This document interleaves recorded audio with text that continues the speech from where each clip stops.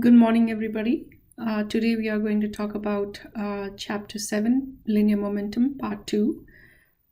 As I understand that you must have gone through Part 1 over the last weekend. This is part of your exam 2, so you should carefully watch these lectures and simultaneously do the problems with me as if it is a proper lecture and we are in classroom, so we can simulate the same environment. By doing the problems side by side. You can either pause my lecture and then work on the problem yourself, or look at my solution first and then redo it yourself, because you don't have enough time before your exam next week. So let's get started with today's lecture. So last week we talked about linear momentum and force, how from Newton's second law we can derive equation for Newton's laws, and we can also derive equation for momentum. So F of net basically equivalent to mass times acceleration, and you saw how I basically substituted for acceleration as final velocity minus initial velocity over time. And I rewrote this equation by multiplying m throughout inside, and I got mv naught, mv and mv naught over t, where t is the change in time. You can also write it as delta t. It really doesn't matter. So yeah, it might be a good idea to represent it as change in time. So basically mv is final momentum and mv naught is initial momentum over delta t. That means your force, net force, is also equivalent to change in momentum over time. So this is also one way of representing Newton's second law. Okay, so Newton's second law of motion stated in terms of momentum is more generally applicable because it can be applied to systems where the mass is changing. So in many textbooks, they start with basically not Newton's second law like this. They start with change in momentum formula. Anyways, whether we started with m equivalent force is equivalent to mass times acceleration, or we started with force is equivalent to change in momentum over time, both the quantities have same significance. So we did some problems last time where we saw that how momentum is related to different scenarios. Let us work on one more problem before we move on to some other topic. So basically we have a 22-gram bullet here traveling at a 240, traveling at such a high speed of 240 meters per second that penetrates a 2 kg block. Okay, so you have to visualize what is happening here, and emerges going 150 meters per second. So it lost some of its speed because it had to go through the wood. If the block is stationary on a frictionless surface when hit, how fast does it move after the bullet emerges? So basically what is happening here, so there's a bullet that is so if we consider this to be a bullet entering a wooden block, all right, and then it travels through this and its speed is reduced and then it emerges out. And the bullet initially must have the speed, we can say bullet is A, and we can say the block is B, so that we can write the formulas properly. After the bullet was hit by the after the brick was, or the wood was hit by the bullet, so it moved a little. So it moved a little and it acquired a certain speed. So we can call that as speed of the bullet after being hit. So remember, we are using primes in this chapter, which is a new concept because prime means after, and VA, this is a before hitting. So when it comes out, it's not embedded state, is coming out. So the speed of the bullet coming out and speed of the bullet, a block after it moves. Initially the block was at rest, so you know what is happening here. So the mass of the bullet you can say mass of the bullet. I will write it as MA because now I'm indicating bullet as A. So it's a good idea to keep the same subscripts. Mass of the bullet as 22 grams. Initial speed of the bullet as 240 meters per second. And then your bullet has your block or whatever wooden block is 2 kg. So mass of the block is 2.0 kgs. It's in the right order. Remember, this quantity needs to be converted to kgs. And velocity initial. So read the problem again if you're not understanding what is happening here. The velocity of the block is 0 initially, but later on we don't know what is the speed. So if the block is stationary on a frictionless surface,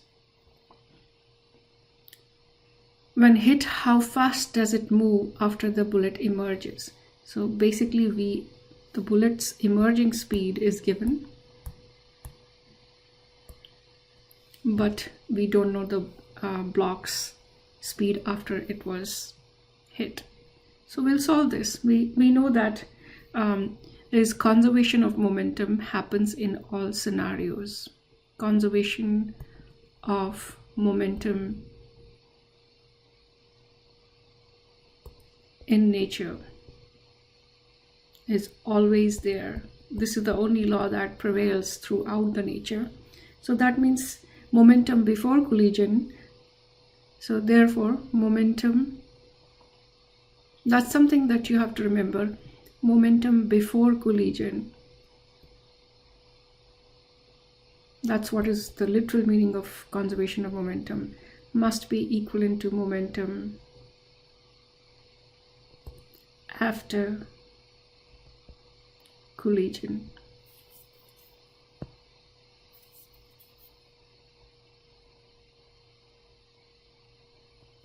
Okay, so now we wrote it down in simple text form. Now we'll write it down mathematically.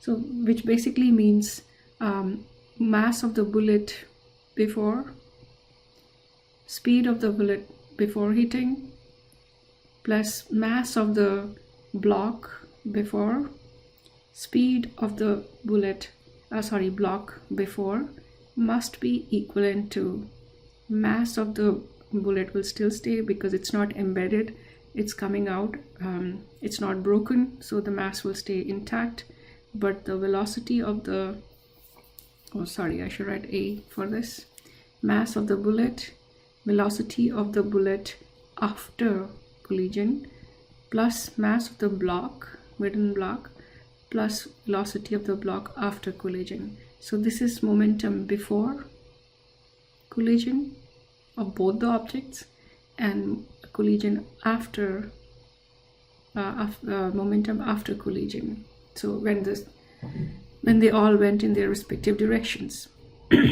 So we have to be very careful. Is the block moving in the same direction or is it moving in this direction? You will pay special attention to directions, because if the block is moving in this direction and the bullet is also moving in this direction, then the sign of the velocity VB prime will come out to be positive. Okay, and this direction we'll use the normal x-axis direction, this direction negative, this direction positive. So you will remember this criteria for all scenarios, and that's where most of the mistakes happen, because students don't remember, did the problem say it rebounded back? If it's rebound, then be careful about the sign. So I hope we have once we are doing more problems, maybe this scenario will be there. So now let's go ahead and rearrange this equation. My MA VA stays, but this quantity is 0 because our block was at rest initially. MA VA prime, the bullet is in motion, and the block also after collision happens is in motion. our primary goal is to find VB prime. So my first thing to minimize complexity is to bring this term on this side. So subtracting MAVA prime on both sides. Please perfect your algebraic skills. This is something that I don't have to teach in physics. By now, you know, I'm still saying it, that subtract MAVA prime on both sides. I'm left with MB VB prime on other side. Then in the next step, you want to isolate VB prime. So what will you do? You'll divide both sides by MB. So MA VA minus MA VA prime is equivalent to, or you should first divide it by MB before we forget to do that, and VB prime. So you know we have divided both sides of this equation by MB. Next step is to substitute for MA, substitute for VA, substitute for MA, substitute for VA prime, substitute for MB. So when I would leave this step for you to work on, and I'll give you the final answer of the velocity. When my solutions come up, you will be able to see the substitutions. But remember, do not leave this as 22 grams. Convert your mass of 22 grams as 22 into 10 to the power of minus 3 kgs. When you divide it by 1000, it will come out to be 0.022 kgs. Okay, so be very, very careful about this. So when you substitute the values, VB prime will be equivalent to 0.99 meters per second. So it's not a higher speed compared to the bullet, because bullet is really fast, but that's what we expect. The bullet caused the block to move a little in the same direction as that the block is moving. That is why we have a plus sign here.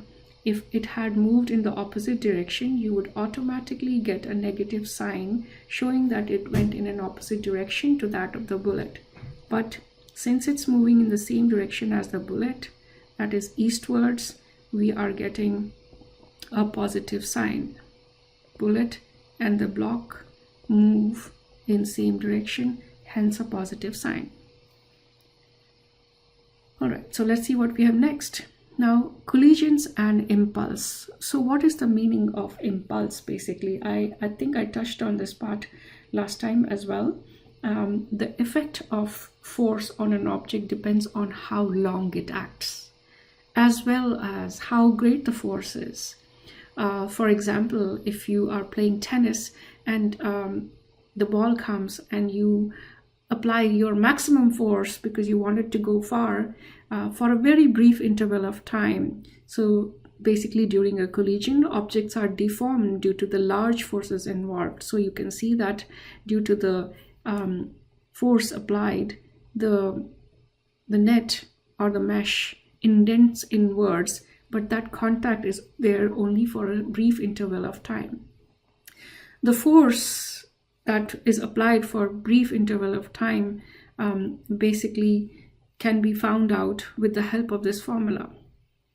And when we rewrite the equation that we wrote down, net force is equal to delta P over delta T.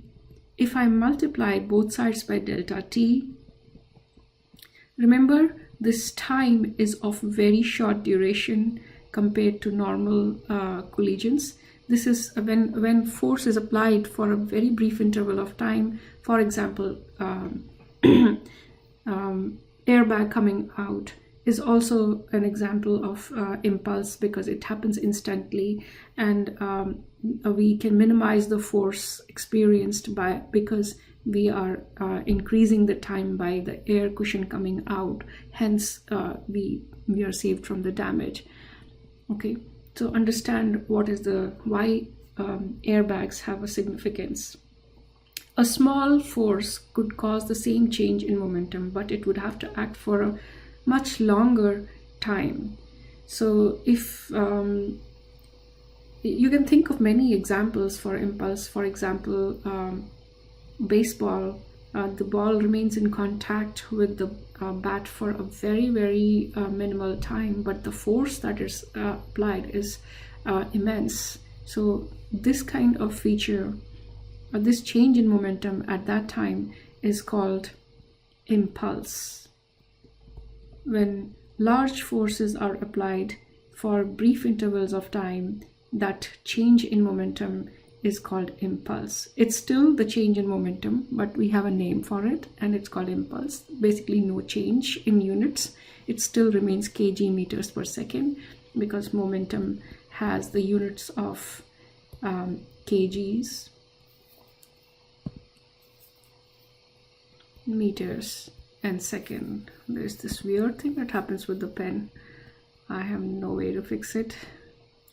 All right, so let's move to the next slide and see what we have here. The impulse tells us that we can get the same change in momentum with large force acting for a short time, or small force acting for a larger time.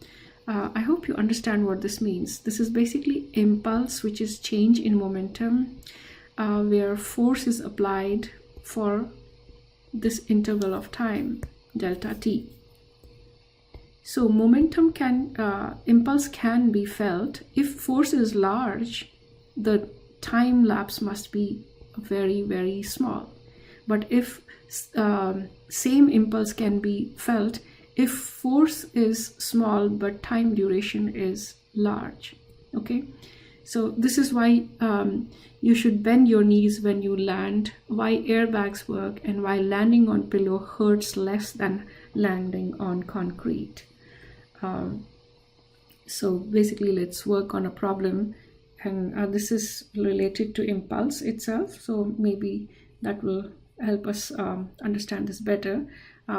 Problem number 15 I had left as an assignment for you to do after you read the section on impulse, because I want you to do the pre-readings and work on some textbook examples, and always keep up with the textbook material as well.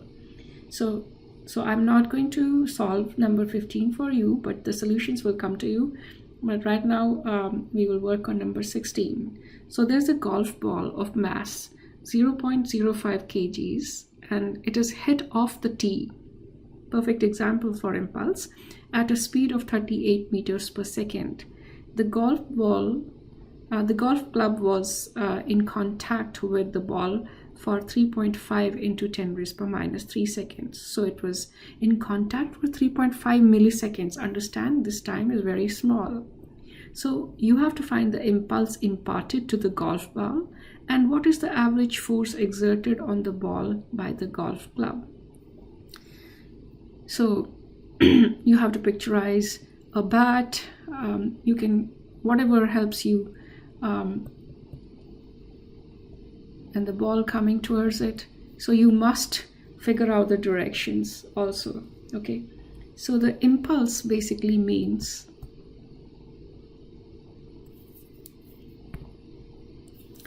let me change the color. My favorite color is green. So impulse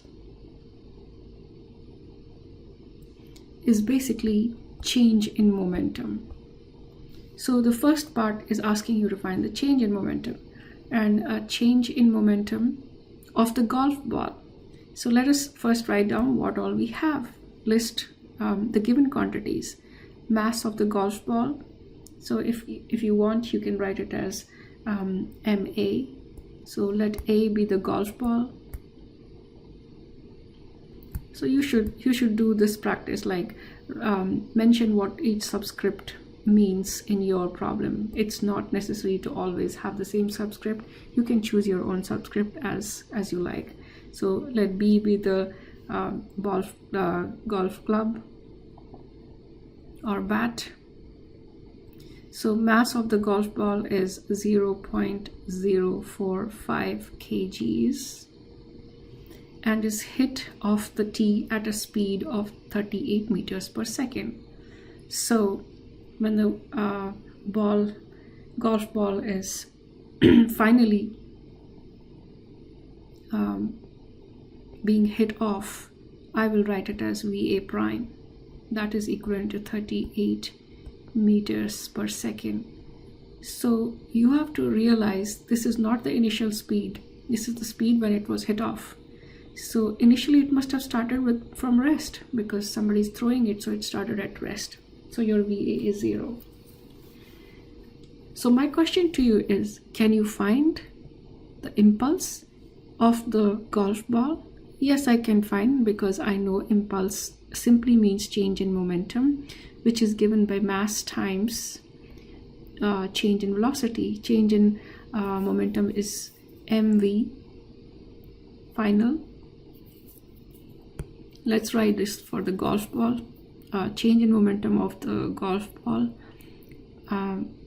final momentum of the golf ball mva prime, initial momentum of the golf ball mva. Ignore this line over here. It's just it keeps on happening, so we'll just ignore it. It will be easier to take m common, but not necessary. You can just multiply 2 times m into 2 quantities, but if you want to minimize your calculation, you can take m common. So this is ma, mass of the golf ball. All right, so substitute the values.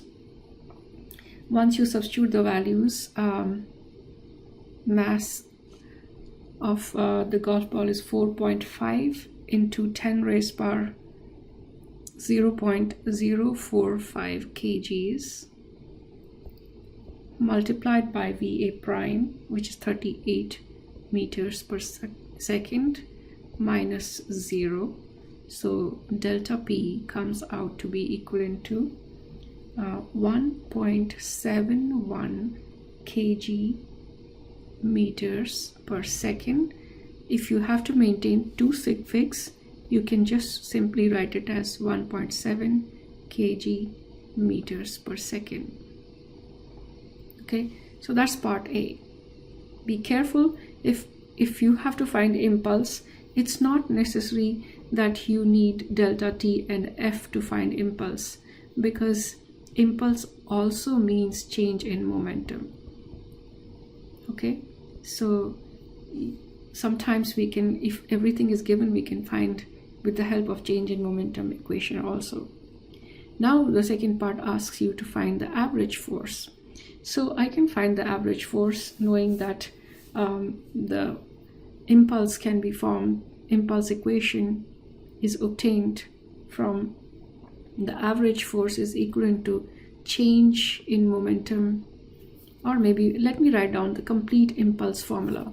So the complete impulse formula is average force multiplied by interval of time is equivalent to change in momentum, which is same as Newton's second law if we divide both sides by delta T. So divide both sides by delta T, you will be able to find the average force. This is not vector, this is average. So just a bar is equivalent to delta P divided by delta T when I divided both sides. So I will be able to find out now the average force that was acting for the short interval of time. The interval of time is given. Your change in momentum you found already. So he's particularly asking what is the average force exerted on the ball by golf club. Okay, so the time duration is the same whether the golf club hits the ball or ball strikes on the golf club. The time duration is same. So we can write down delta P as 1.71. Remember, do not use the approximated value here. You should always use the entire value. 1.71 kg meter per second over delta T, which is 3.5 into 10 raised power minus 3 second. So kg meter per second square becomes Newton. You don't have to worry what will be the units, because you already know everything is in SI units, and delta P or delta T should give me a Newton. So this becomes equivalent to 490 newtons after striking. The average force is given. So this is how you can find out in real life also. If you know the speed of the ball and you know the masses, you can always determine values for them. So that's the beauty of mathematics. Next, keeping the same concept going on for the impulse. So we have a 12 kg hammer strikes a nail at a velocity of 7.5 meters per second and comes to rest in a time interval of 8 milliseconds. So you know that 8 milliseconds here just means 8.00 into 10 raised power minus 3 seconds. Same scenario like last time. He's asking what is the impulse given to the nail. So how much change in momentum drives the nail in, and what is the average force acting on the nail? Exactly same problem. But we have to remember the impulse given to the nail is the opposite of the impulse given to the hammer. So the direction, this is the change in momentum, so call the direction of initial velocity of the hammer to be the positive. So you have a hammer. I never drew a hammer before. Okay, so this is a hammer, all right, and this is the nail sticking out. If you choose this as positive direction, but the impulse on the nail is in the opposite direction. So the meaning of this is, if I have to find out the momentum, initial and final momentum, we better be very careful with the directions.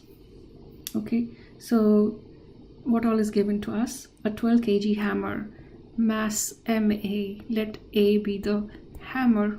You are free to use MH for hammer, whatever way you want to solve the problem. Is 12 kgs, no need to convert to sig figs, already there. Velocity of the hammer strikes a nail at a velocity of 7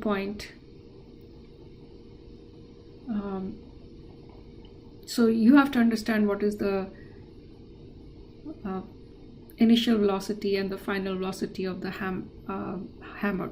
So initial velocity is given as 7.5 meter per second, but when the hammer strikes the nail, the final velocity of the hammer becomes 0 and the nail drives in.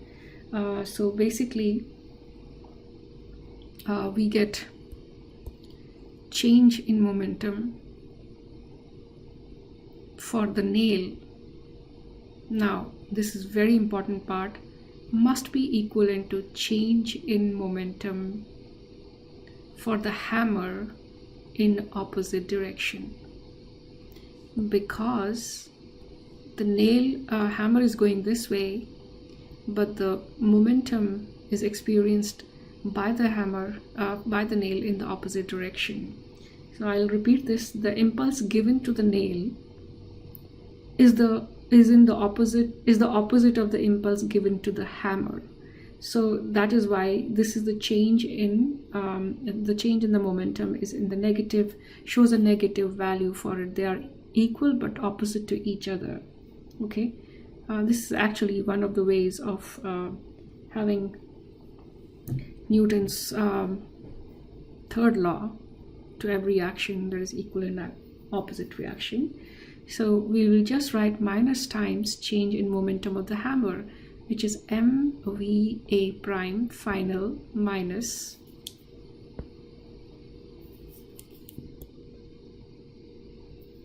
mva, which is initial. So let's find that out. Which one is 0? This one is 0. So that minus times minus becomes plus mva. And that is why the nail goes in the same, is driven inwards in the same direction. So we get a positive sign. So mass times velocity, if you substitute the mass of the hammer, which is A, the change in the momentum is the same for nail, because the force was imparted by the hammer to the nail. And we get, if you substitute the value of ma, which is 12 kgs, multiplied by the speed, which is 7.5 meters per second, if you multiply the two, you should get around 9.0 into 10 to the power of 1 kg meter per second. I know you could have easily written this as 90 kg meters per second, but we are trying to maintain our rules of writing in scientific notation. So that was part A. So similarly, we can work on part B to find the average force acting on the nail. So the average force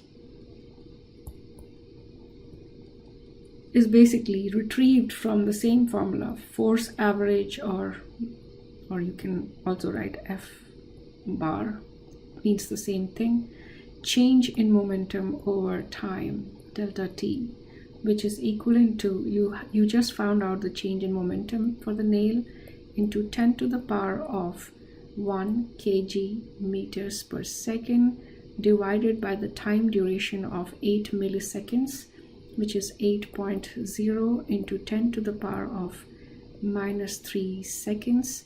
The answer will be in newtons, and that is 1.1 into 10 to the power of 4 newtons is the average force experienced by the nail. Okay, so both of these problems are related to impulse. And number 3 is also based on impulse, so no new instruction. We follow the same problems, but this is a very important problem in the sense, if you're looking for an exam where there are many parts to the problem, such type of problem is very common to be part of an exam. I'm not saying this exact problem is going to be on exam, but a similar one with more parts and more things to be found is actually a better idea to practice more. So there's a 95 kg fullback, and he's running at 3 meters per second to east. Okay, so now he's giving you directions, he's solving the problem for you.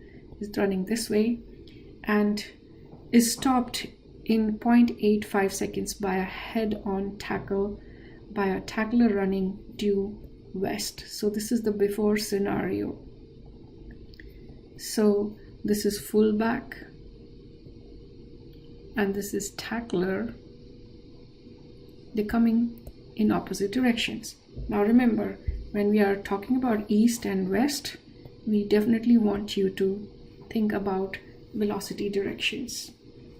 So you have to find the original momentum of the fullback.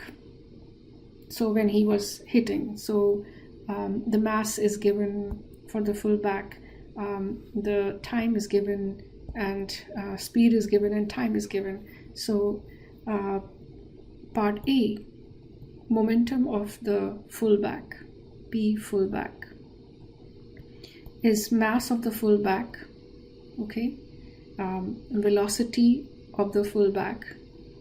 Let's write MAVA because we are so used to writing subscripts. So that comes out to be equivalent to 95 kgs, the mass of the fullback, multiplied by 3.0 meters per second, and that will be equivalent to 285 kg meters per second. So our fullback was moving ahead with a momentum of 285 kg meter per second. Since we are asked to, you can use this answer if you are working further with it in other parts, but to answer, like round it up for 2 sig figs, 285 can be rounded to 290 kg meter per second for 2 sig fig. Okay, so now let's go ahead and find part B, the impulse exerted on the fullback. So now the fullback The impulse on the fullback is the change in fullback's momentum. What is his change in momentum? He's coming to a stop. So his final speed must be 0, right? So V of A prime will be 0. Mass doesn't go anywhere, so change in momentum, this was before, part A is before, and delta P of fullback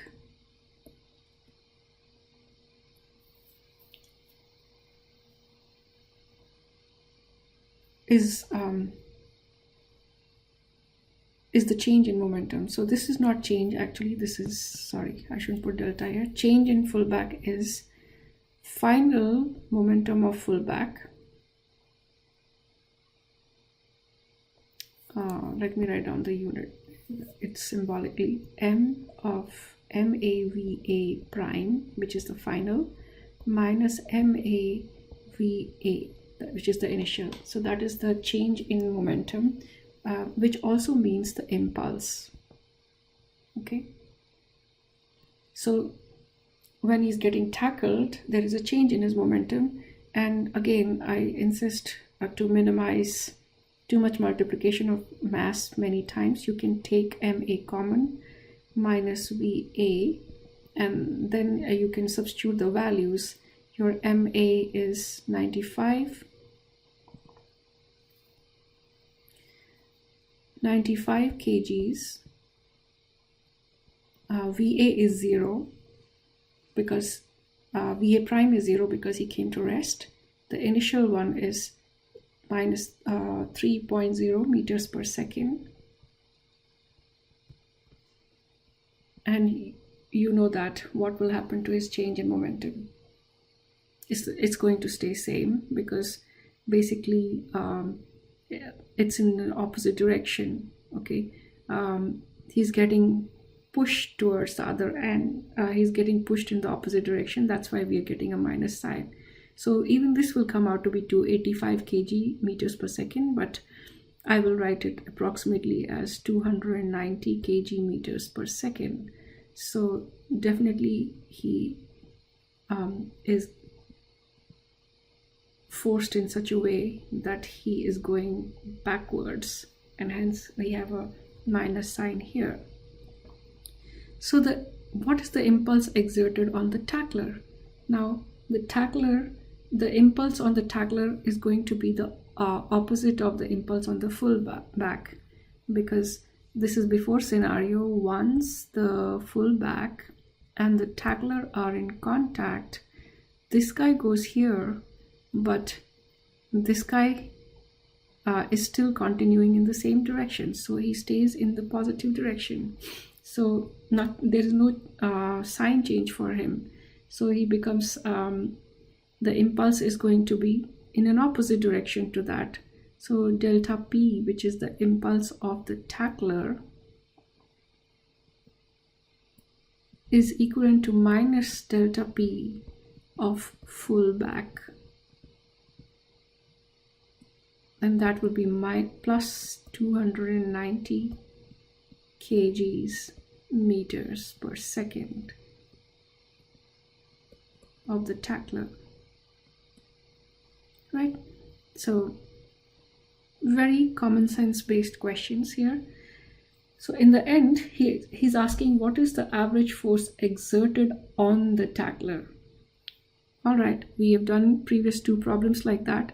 The average force is given by change in momentum over change in time, and he's giving the time during which the tackle was happening, head-on tackle was happening, for 0.85 seconds. So the change in momentum of the tackler is already known from here.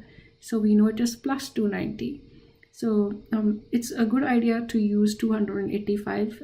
Do not use the approximated value when you are finding a new value. So that's equivalent to plus 285 kg meters per second.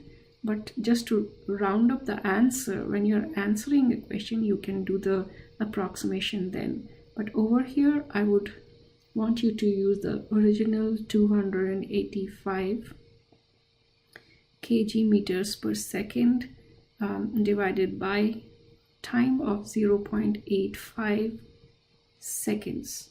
That will be equivalent to, once you solve it, it will be 340 newtons towards east. 340 newtons towards east, because we have a positive sign here, eastwards. Okay. So now comes conservation of a new concept, conservation of energy and momentum in collisions. So what does that mean? What does the meaning of conservation of momentum mean? Momentum is an important quantity because it's always conserved. Just as I was talking, we did few problems like that.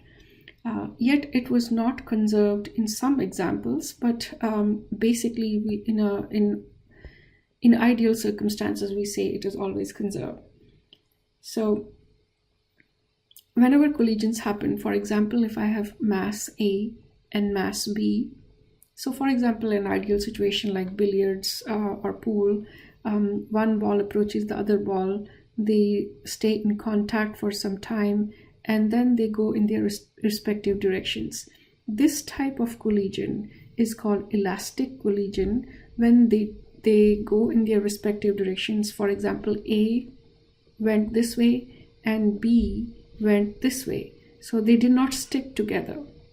Okay, but if a collision happens in such a way that after collision, so there was object A and then there is object B, and both of them, if they are coming towards each other, then afterwards what happens? They both go together as one entity, either in this direction or either in this direction, depends upon which of the objects has a higher mass, higher speed. Mass will also play a role here. So basically, when objects get stuck together after collision, that collision is inelastic, and when no loss of mass happens and they go in their respective directions or retrace their steps back and go backwards in their same directions, that collision is elastic. So you can understand once we start doing problems based on these. So maybe a little bit more explanation is, for example, if I have an object, a car, okay, a car moving with a velocity v1, and then there is another car, they are in same direction. Be very careful what is happening here. The directions are important. Same direction. So you can find out their initial momentum and initial momentum of this. We know the mass of car B, mass of car A, so on. But this is before collision. This is what happens. Afterwards, what happens is this car smashes briefly into this car, but this is the time when they are in contact, and later it was found that this car continues to go in the same direction and the other car also went in the same direction, but they had a collision. So this one goes this way. I'm writing v1 prime and v2 prime so you understand what is happening. When this car collided with this car, the speed of car A dropped and this car gained speed because this car was at the receiving end. Okay, so you have to understand then what is happening here. You will accordingly say, okay, the initial momentum has to be conserved, because in all scenarios, whether elastic or inelastic collision, the momentum is conserved. So this type of collision is elastic because they're going they're not getting stuck together. Okay, and momentum is conserved still. Right? What happens? What would have happened to this scenario if this is scenario 1? If you say scenario 1, but what would happen if I chose a scenario 2 where after collision both of them went together and then they go in this direction? This is inelastic collision.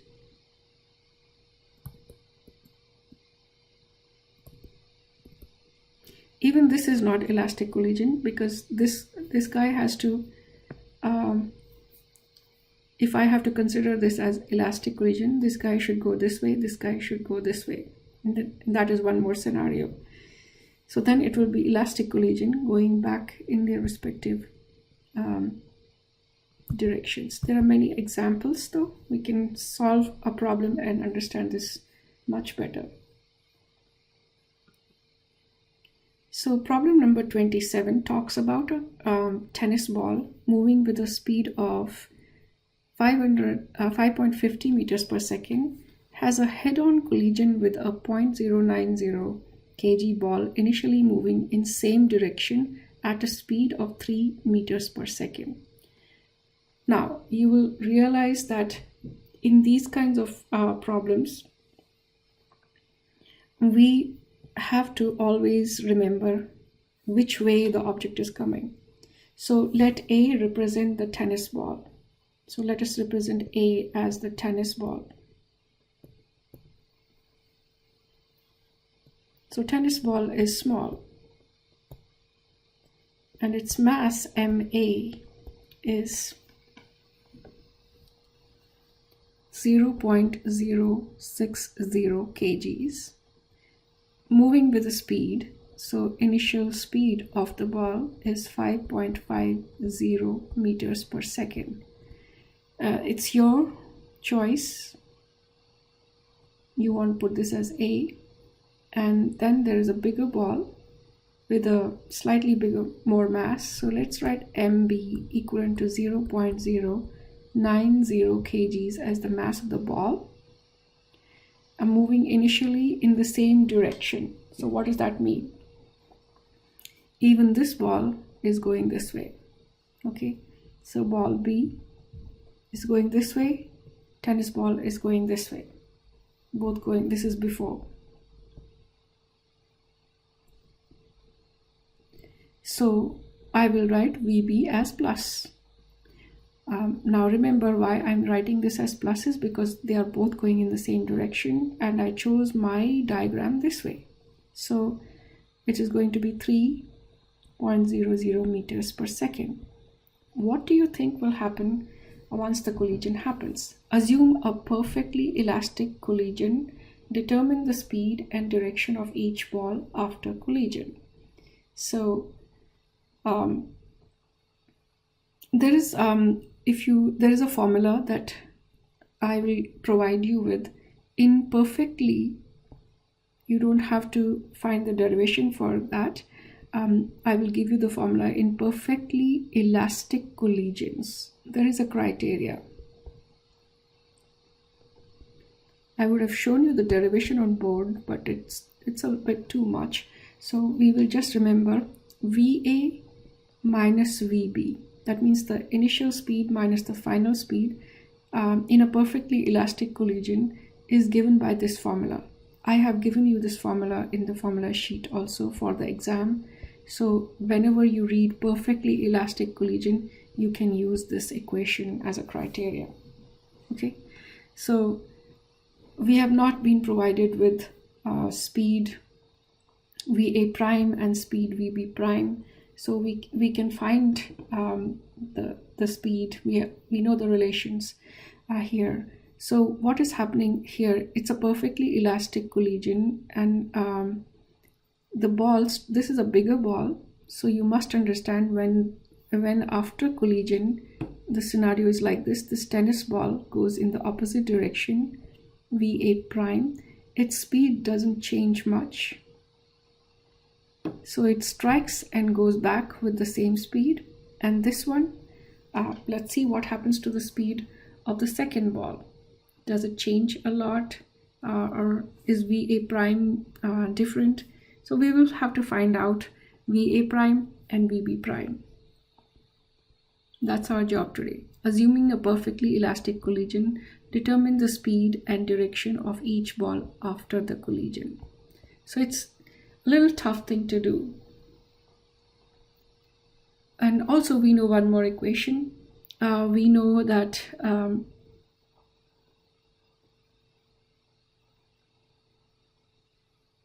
we have change in momentum MA VA plus MB VB must be equal to MA VA prime plus MB VB prime. This is conservation of momentum.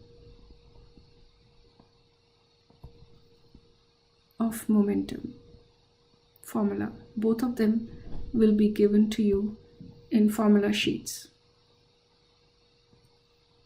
Okay, so you don't have to worry how we got this formula. This is actually a lengthy derivation which I don't prove in algebra-based class, but I definitely ask my calc-based physics class to derive this and understand how we got that. So basically what we will try to do here is VA minus VB. If I rewrite these equations, VA minus VB is equivalent to minus VA prime minus VB prime. So we will substitute this somehow in this equation. So let us reorganize this equation. Okay. So substitute for MA, we have ME, we have MB, VA, we have MB, we have VB. So how about we'll get two equations, and I'll need one more space to solve this problem. So we'll have, it's okay to, if I solve this problem, I could find what is the value of VA prime minus VB prime. So we know VA, that is 5.50. Maybe we can make it easier on us. And we know VB, that is 3.0 meters per second. That is equivalent to minus VA prime. When I open this formula over here, the minus sign will go in and makes the other term plus. Okay. So when I open the bracket, the plus sign goes in and makes it as a plus over here, plus VB prime. Is that fine? So is it okay to write down that VB prime? If I rearrange these terms, this is nothing but 2.50. If you subtract these two terms, this comes out to be 2.50 meters per second. So VB prime, let me write down this again. So basically your 2.50 is equivalent to minus VA prime plus VB prime. Okay, or I can also write this as, just because I can substitute this in the equation number 2. This is my equation number 1. So VB prime comes out to be, or maybe we can solve it in the terms of VA. So VB prime comes out to be 2.50 plus VA prime. Now you can use any of the algebraic methods to solve this, but I am applying this method here only to minimize my work. So instead of wherever I have VB prime, I'll substitute VA prime. What is the use of that is because I know the value of MA, I know the value of VA, I know the value of MB, I know the value of VB, I know VMA, I can find out VA. So it is very hard when you have two unknowns in the same equation, you cannot solve that. So that is why if I substitute VB prime equal to 2.50 plus VA prime in this equation over here, I will have all the terms and I'll have only one unknown then. So let us see how it works. So I'm going to go over here. The next step is over here. I'm trying to save space.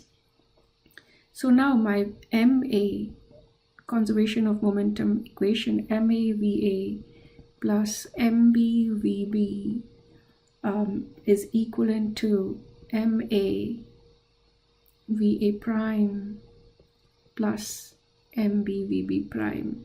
Okay. Now instead of writing VB prime, what am I going to write? I'm going to rewrite this again. MA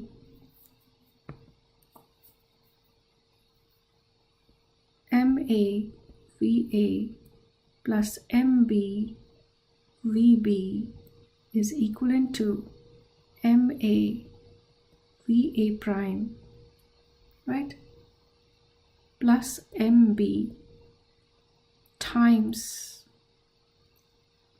this is a short space here, but I'll try to sneak 2.50 plus VA prime. That's what I did. Instead of writing VB prime here, let me change the color so that you can come to know. For VB prime, I substituted this guy here as 2.40. So go ahead and open this bracket and you will see that you have everything in terms of VA primes now. So basically you'll have MA VA plus MB VB equivalent to MA VA prime plus, open this bracket, it will be MB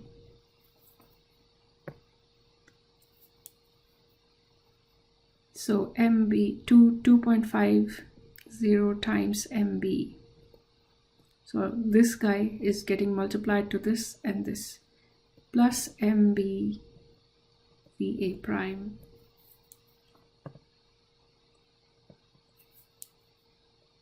plus MB VA prime. Now I can substitute values and find out VA prime. Once I have VA prime, I will be able to substitute that value over here and get VB prime. So go ahead and substitute values in here and solve them. Substitute MA, substitute VA, substitute MB, substitute VB, you know all these. Substitute MA, leave VA just like that, you know this. Substitute 2.50 into MB, you know the mass of the ball. MB, substitute MB here. So in the end, rearrange or reorganize.